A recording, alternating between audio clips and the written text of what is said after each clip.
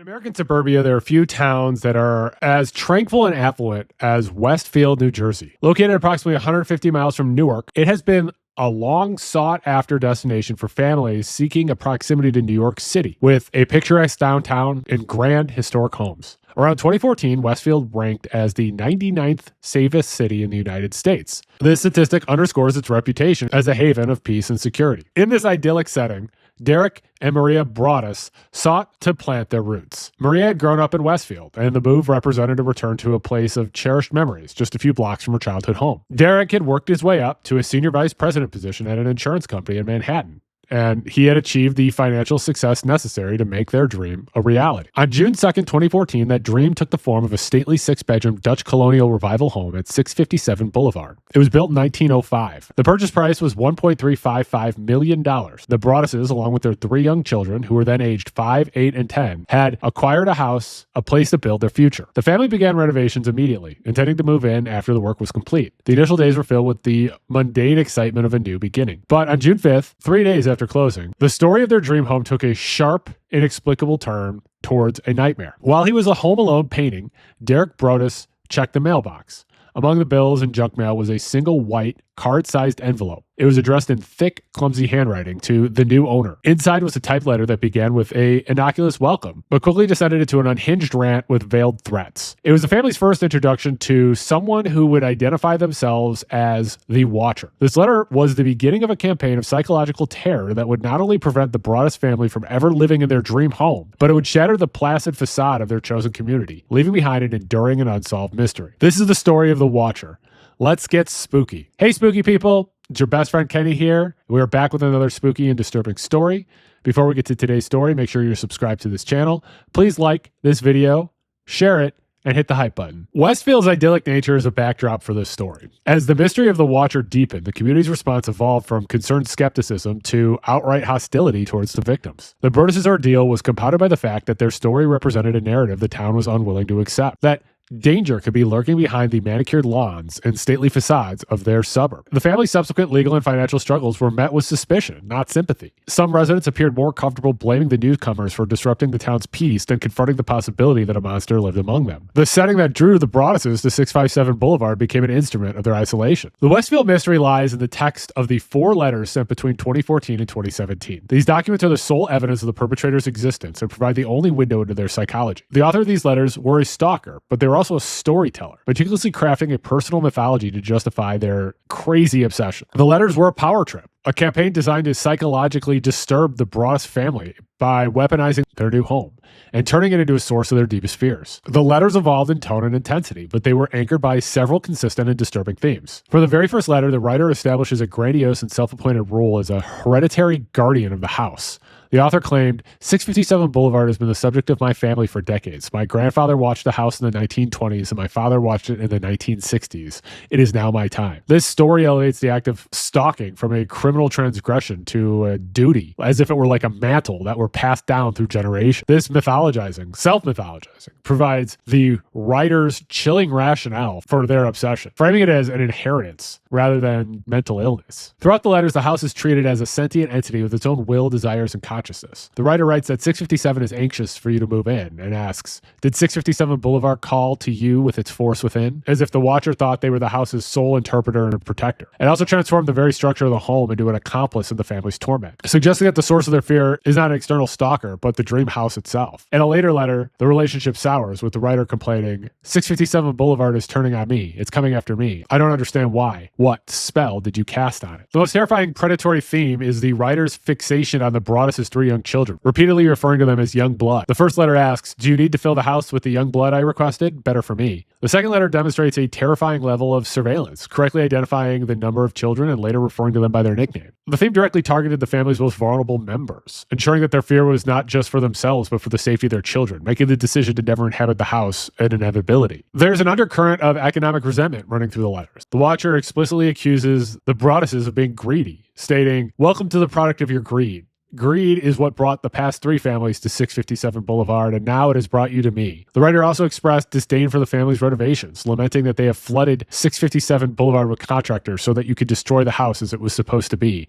Tisk, tisk, tisk, bad move. This suggests that the writer's motive had a perceived sense of injustice, with the writer viewing the wealthy occupants as undeserving usurpers of the property that they felt a deeper, more authentic connection to. The letters grew progressively more menacing. The second letter contains disturbingly specific questions about the children's potential locations through the house. Will the young blood play in the basement, or are they too afraid to go down there alone? If you were upstairs, you would never hear them scream. By the fourth and final letter, which was sent in February 2017, the threats become more direct and violent. The writer taunts the family about maybe a car accident, maybe a fire, maybe the mysterious death of a pet. Loved ones suddenly die. The letter ends in a declaration that you are despised by the house and the watcher won. The victory was achieved by successfully driving the family away and preventing them from ever occupying the home. The Broaddus's hired several experts to analyze the letters, including former FBI agents, and their assessments provided an incomplete profile of the author, but a compelling one. Several investigators noted the old-fashioned tics that pointed to an older author. These included addressing the envelope to M/M Broaddus, the former inclusion of the day's weather and salutations, such as warm and humid, and the use of double spaces between sentences after a period, a common practice from the era of typewriters. The letters were described as possessing a certain literary panache, suggesting the author was a voracious reader. The writing was structured in a theatrical way. A forensic linguist speculated the author might have been a fan of Game of Thrones, given the use of the term watcher, which referring to the watchers on the wall. However, the letters also had numerous typographical errors and grammatical mistakes, suggesting a mind that was both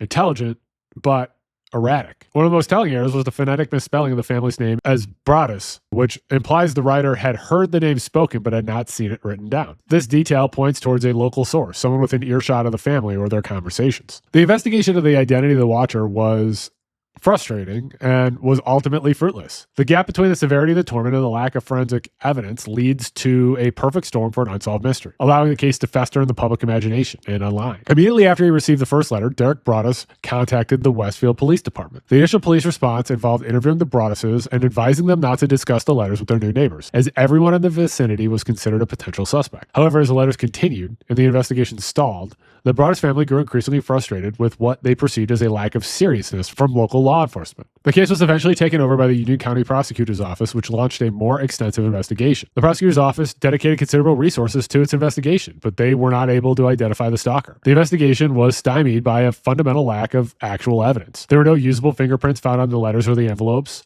The letters themselves were typed, making handwriting analysis impossible, and they were mailed from the U.S. Post Service's large distribution center in Kearney, New Jersey, a hub that processes mail from a wide geographic area, rendering the postmark useless for narrowing down a location. As of today, the official investigation is no longer active, though the case technically remains open. The most significant piece of forensic evidence came from DNA analysis performed on the saliva used to seal one of the envelopes. That's how they get you, saliva. The test revealed a clue. The DNA belonged to a woman. The finding immediately shifted the focus of the investigation. However, this lead quickly came to a dead end. The DNA profile was run against known databases and compared to voluntary samples provided by several neighbors, but no match was found. The DNA did not match Maria Broaddus, who was tested and cleared, nor did it match the previous homeowner, Andrea Woods, or the female neighbor who had been a person of interest, Abby Langford. Driven by fear and a sense of helplessness, the Broaddus family launched their own parallel investigation, spending hundreds of thousands of dollars to hire a team of private experts. The effort was extensive. It demonstrated the family's desperation for answers. They employed a private investigation firm to stake out the neighborhood and conduct background checks on potential suspects, most notably the Langford family next door. Derek Broaddus took matters into his own hands as well, installing webcams at 657 Boulevard and spending nights crouched in the dark, watching the house in an attempt to catch anyone watching him. So he became the watcher of the watchers. The family consulted with several former FBI agents to gain insight into the mind of the watcher. One was a former agent who reportedly served as an inspiration for the character of Clarice Starling in The Silence of the Lambs. They also hired Robert Lenahan, a former FBI agent, to conduct a formal threat assessment. His analysis concluded that the writer was likely older, harbored a resentment toward the wealthy, and was not overly threatening in a way that suggested physical violence, but was erratic enough to be unpredictable. The family hired Robert Leonard, a forensic linguist, and a former member of the band Sha Na Na. Leonard scoured local online forums for writing styles similar to the Watchers, but found no noteworthy overlaps. Despite this exhaustive multi-front search, no suspect was ever identified, and no charges were ever filed. The Watcher remains a ghost, leaving the Broaddus family with no answers, no justice, and a profound sense of violation. In the absence of concrete evidence, the mystery of the Watcher's identity has become a breeding ground for speculation. The investigation cast a wide net, transforming a quiet, affluent neighborhood into a theater of suspicion where every neighbor was a potential culprit. The search for a suspect became a test for the community of Westfield, with each prominent theory reflecting a different facet of suburban anxiety, fear of the eccentric neighbor, the secret obsessive intellectual, or the corrupting influence of modern media. The process of collective finger-pointing effectively fractured the community's idyllic self-image, demonstrating how successfully the Watchers' campaign of terror sowed paranoia far beyond the confines of the Broaddus family. The initial suspicion fell upon the Langford family, who lived next door to 657 Boulevard. The family consisted of Peggy Langfield, then in her 90s, and several of her adult children, all in their 60s, who lived with her. There are several reasons why the Langfords were persons of interest. The family lived in the houses since the 1960s, a detail that aligned with the Watchers' claim that their father watched in the 1960s. Their property had a direct line of sight to the enclosed porch on the side of the Broaddus' house, which could explain how the Watcher knew that one of the daughters had set up an easel there, a detail that would not have been visible from the street. One of the sons, Michael Langford, was described by other neighbors as an eccentric and reclusive figure, which fit the profile of a potential neighborhood stalker. The Westfield police interviewed Michael Langford on several occasions, but he consistently denied any involvement. The private investigators hired by the Broadduses also conducted background checks on the family, but found nothing noteworthy. The theory began to unravel completely with the forensic evidence. The female DNA found on one of the envelopes did not match Abby Langford, Michael's sister, who worked as a real estate agent. The Union County Prosecutor's Office officially cleared the entire Langford family as suspects. The accusations, though, left a lasting scar. The Langford family was livid about being targeted, complaining of the legal fees and the lack of an apology from law enforcement. As the case against the Langfords fell apart, the investigation and public speculation turned to other potential culprits, each with their own interesting but ultimately unsubstantiated connections to the case. One of the most intriguing theories centered on Robert Kaplow, a retired high school English teacher who had taught for years in the nearby town of Summit. Kaplow grew up in Westfield in the 1960s and was known to have a deep affection for the town's architecture. Former students recalled that he spoke in class about a particular Victorian house in Westfield with which he was obsessed, and that he had a lesson called Ode to a House, where he encouraged students to write letters to properties. Adding to the suspicion, Kaplow's brother, Richard, was a lawyer who represented the Woods family in their legal dispute with the Broaddus. Putting together a known letter-writing habit, an obsession with a Westfield house, and a direct link to the case's legal proceedings made him a compelling figure. However, when he was confronted, Kaplow denied being the Watcher. He admitted to writing admiring, not threatening letters, but insisted that they were to a different house entirely, whose owners were aware of his affection and even let him house sit. He was ultimately eliminated as a suspect, and the decision was bolstered by the female DNA evidence. Another lead emerged from what seemed like a random event. Late one night, police officers monitoring the house noticed a car stopped suspiciously in front of 657 Boulevard. They traced the vehicle to a young woman from a neighboring town who explained that her boyfriend lived on the block. She added that he was into some really dark video games, and that one of the characters he played as was named the Watcher. The man agreed to come in for an interview with the police, but he never showed up. With little else to go on, the lead went cold, and he was dismissed as a viable suspect. There were some more general theories that lacked specific suspects, but had some logic. One was that the Watcher was a jealous buyer who had lost out on the bid for 657 Boulevard and was attempting to scare the Broadduses away. Another suggested that a realtor might have been involved, hoping to devalue the property to buy it cheaply and flip it for a profit. These are plausible theories, but they've never been supported by any evidence. The most fantastical, but a theory that still persists online today, was that the Watcher was someone living secretly inside the walls or in a hidden space within the 1905 home. This theory is implausible and doesn't have any evidence supporting it. You know, the property was inspected, right, when it was purchased, but it speaks to the horror that the case invoked. It taps into the ancient fear of the monster already inside the house. This notion was dramatized in the Netflix series, which invented a network of secret tunnels, cementing the idea in the public imagination despite its lack of a factual basis. Another theory was that the Broaddus family fabricated the entire ordeal. This theory took root among skeptical neighbors and flourished in online forums. And when you look at it, there's some circumstantial evidence that gives some credence to this theory, but it's contradicted by evidence. The hoax theory is mostly victim blaming. The case against the Broadduses is built on the foundation of motive, timing, and behavior. The primary motive proposed by proponents of the hoax theory is buyer's remorse. Skeptics questioned how the family could afford the $1.3 million home and its substantial mortgage and property taxes, suggesting they quickly realized they were in over their heads financially. According to the theory, the letters were a scheme to get out of the sale. The family's subsequent civil lawsuit against the previous owners sought not only a full refund, but also reimbursement for renovations and triple damages. It's cited as evidence of an attempted money grab. The timing of the letters was also suspicious to many observers. The Watchers campaign began almost immediately after the Broadduses closed on the house in June 2014, and no letters have been received by the new owners since the Broadduses sold the property in 2019. During the legal proceedings, the Broadduses sought reimbursement for hundreds of thousands of dollars in renovations. However, an article in the Westfield Leader quoted anonymous neighbors who questioned whether any significant renovations actually took place, claiming contractors were never seen at the house. This discrepancy fueled the idea that the family was inflating their damages as part of a larger scheme. Despite this circumstantial evidence, stronger factual and forensic evidence points away from the hoax theory. The most significant factual contradiction to the hoax theory is the letter received by the previous owners, John and Andrea Woods. In the week before they closed the sale to the Broaddus's, after living in the house for 23 years, they received a single similar letter from the watcher. They dismissed it as an odd prank and threw it away, but its existence predates any possible motive for the Broaddus's to invent a stalker. The watcher was active before the Broaddus's were ever on the scene. The family also had a catastrophic financial outcome from purchasing this home, which makes the notion of a profit-driven hoax difficult to accept. They ultimately sold the house in 2019 for $959,000, incurring a direct loss of nearly $400,000 on the purchase price alone. And this does not account for the hundreds of thousands of dollars that were supposedly spent on renovations, property taxes paid over 5 years on an uninhabited home, legal fees, and the cost of the private investigation. The family later sold the rights to their story to Netflix, but it was reported that the payment did not even cover their losses on the house. A hoax that results in such a devastating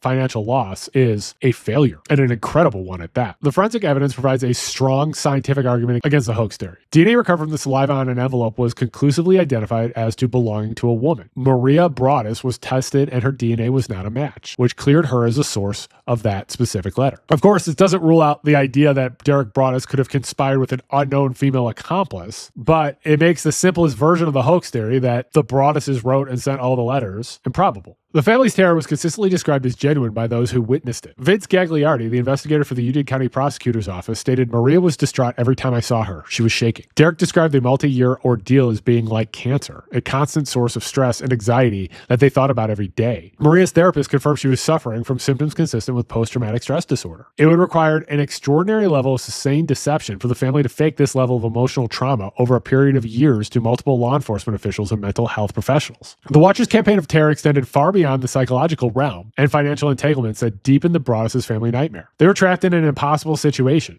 owning a valuable asset that they were too afraid to inhabit and unable to sell. They were punished first by the anonymous stalker, and then again by the public's reaction to their desperate attempts to escape the situation. On June 2nd, 2015, exactly 1 year after closing on the house, the Broadduses filed a civil lawsuit against the previous owners, John and Andrea Woods. The core of their legal argument was fraudulent concealment. They alleged that the Woods family knew about the existence of the Watcher and had a duty to disclose the odd letter they received just days before the sale. The Broadduses argued that had they been warned, they never would have purchased the home, and the lack of disclosure set them up for profound psychological trauma and financial loss. The lawsuit ended up being a strategic misstep. The filing of this legal complaint first brought the story of the Watcher to the attention of the media, transforming their own private horror into a public spectacle. The Woods family denied any wrongdoing, stating that the single letter they received in their 23 years at the home was more strange than threatening, and they had no reason to believe it was part of an ongoing campaign of harassment. They filed a counterclaim against the Broadduses, accusing them of defamation and of smearing their reputation to the media. The legal battle dragged on for over 2 years until October 2017, when a judge dismissed the Broadduses' lawsuit, and all other claims were dismissed by 2019. The primary's legal avenue for recourse was over. The house proved impossible to sell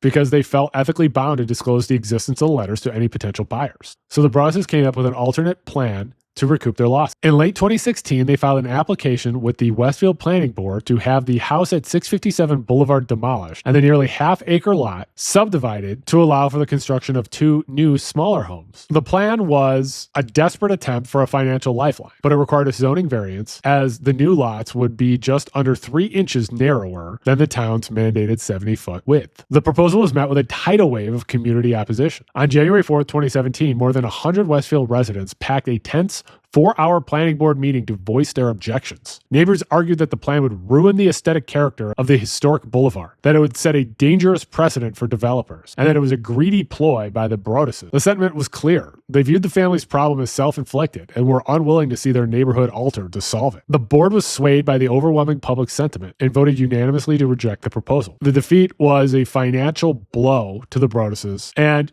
was a demonstration of the family's complete isolation within the community that they had so desperately wanted to join. The cumulative financial impact on the Broaddus family was devastating. For 5 years, from 2014 to 2019, they were saddled with the full cost of a $1.3 million property they never spent a single night in. They had to pay mortgage payments, property taxes, and utilities. For a period, they managed to rent the house to a family who seemed unafraid of the watch, but the rental income did not cover their mortgage payments. After several failed attempts to sell the property, they were finally forced to drastically lower the price. In March 2019, they listed the home for $9 $999,000, nearly $400,000 less than the purchase price. On July 1st, 2019, the house was finally sold for $959,360. $360, that extra $360. The sale price was a massive loss. The dream of 657 Boulevard ended in financial ruin. From here, the story of the Westfield Watcher underwent a remarkable transformation, evolving from a local crime story into a piece of modern American folklore, and then became a Netflix series. This path was fueled by the power of long-form journalism and insatiable public appetite for true crime. The 2022 Netflix series The Watcher cemented the story's place in popular culture, but it did so by sacrificing factual accuracy. For a worldwide audience, the sensationalized fiction has largely overwritten the more nuanced and disturbing reality of what the family endured. The story was mostly a local affair, known primarily to Westfield residents and readers of New Jersey news outlets that began covering the case after the Broaddus filed their lawsuit in June of 2015. The case gained some national attention, but it didn't go viral until November 13th, 2018, with the publication of Reeves Wiedemann's article, The Haunting of a Dream House, in New York Magazine's online The Cut. Wiedemann's piece was the first to comprehensively detail the family's entire ordeal, including extensive quotes from the letters, the failed investigations, and the psychological toll on the Broadduses. The article became a sensation.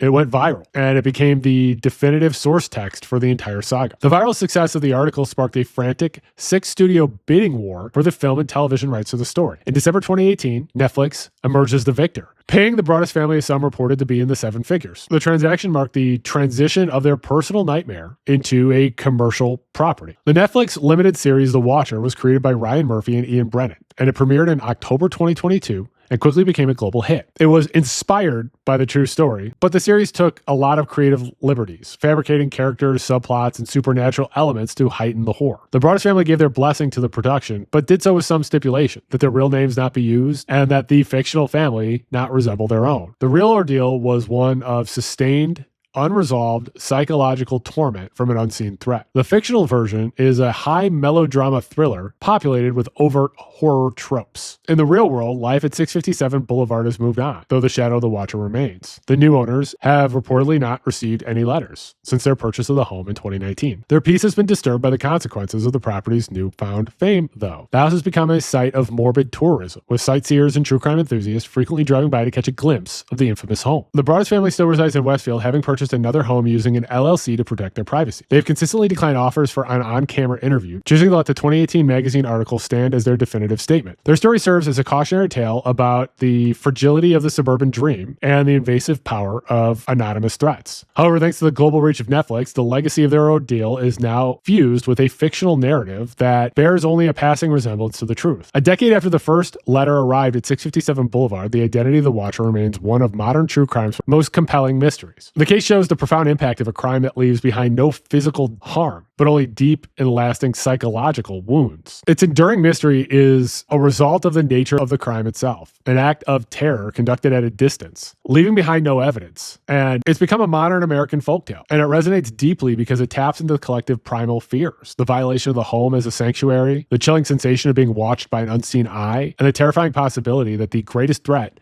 may come from the people next door. The Watcher is a contemporary boogeyman, a faceless figure who turned a family's dream into torment and exposed the fragile trust that underpins community life. Make sure you subscribe to this channel. Make sure that you like, share, and hype this video. Follow me on Blue Sky, Twitter, and TikTok. My username is TheSpookyLawyer. If there is a spooky or disturbing story you would like me to cover, leave a comment and tell me about it. Or if you're feeling shy, send me an email. My email address is thespookyLawyer@gmail.com. If you'd like to support the channel, there is a link in the description of this video to buy me a coffee, so you can buy me a coffee, or you can become a member of the channel. For the lowest membership tier price, you can get access to exclusive videos, as well as access to my videos before they go public. I appreciate you considering this. I'm going to put the names of all of the people who have donated to this channel here, and I'm going to put the names of all of the people who are members of this channel here. Thank you all very much. You also support me by liking, hyping, and sharing this video, and I really do appreciate that you watch my videos. Please stay spooky.